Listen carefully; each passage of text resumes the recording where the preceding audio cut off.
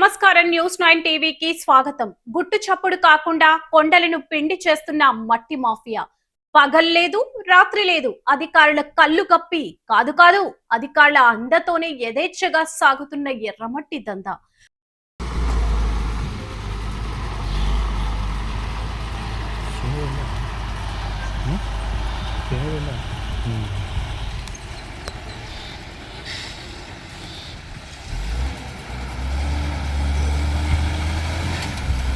ఆడదీసుకున్నాడు.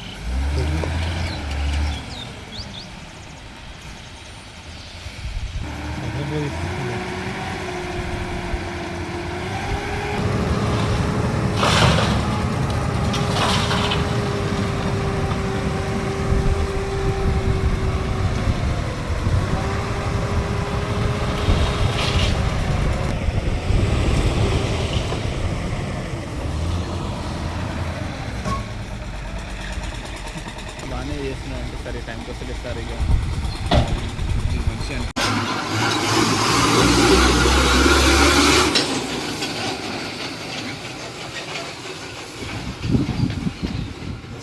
వికారాబాద్ జిల్లా నవోపేట్ మండలంలో జరుగుతున్న ఈ పచ్చి దోపిడీ ఇప్పుడు తీవ్ర సంచలనంగా మారింది.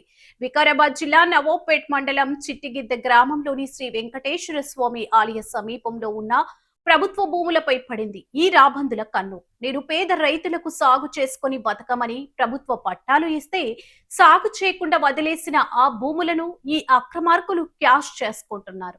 పవిత్రమైన ఆలయ సమీపంలోని గుట్టలను జేసీబీలతో ప్రొక్రైన్లతో దారుణంగా తవ్వేస్తున్నారు. ప్రకృతిని నాశనం చేస్తూ గుట్టలను కరిగించేస్తున్నారు. వీళ్ళని అడిగే నాదుడే లేడా అన్నట్టుగా భారీ చిప్పర్లతో మట్టిని తరలిస్తూ పర్యావరణాన్ని నాశనం చేస్తున్నారు. ఇక్కడ దందా మామూలుగా లేదు ప్రేక్షకులారా. ఒక్కో టిప్పర్ ఎర్రమట్టిని 3,000 నుంచి 5,000 రూపాయలకు అమ్ముకుంటూ అక్రమంగా జేబులు నింపుకుంటున్నారు. అధికారులకు సెలవు దొరికితే మాఫియాకు పండగే. రెవెన్యూ అధికారులతో ఇబ్బందులు రాకుండా ఉండేందుకు ఆదివారాలు పబ్లిక్ హాలిడేస్ ని టార్గెట్ చేసుకుని మరీ పక్కా ప్లానింగ్ తో ఎర్రమట్టి దందా నడుపుతున్నారు. నిలువున గుట్టలను మింగేస్తూ లక్షలు వెనకేసుకుంటున్నారు ఈ అక్రమార్కులు.